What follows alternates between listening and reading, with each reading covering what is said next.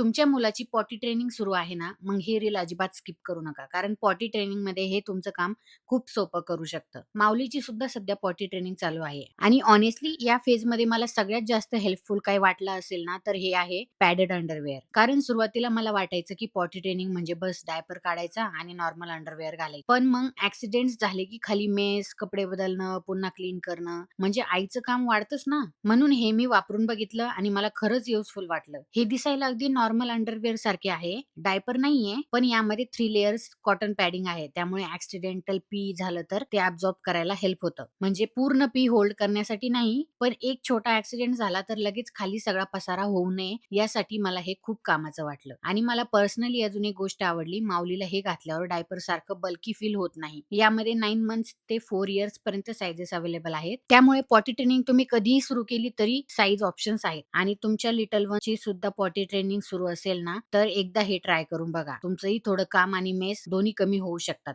हवं असेल तर मी याची लिंक शेअर करते.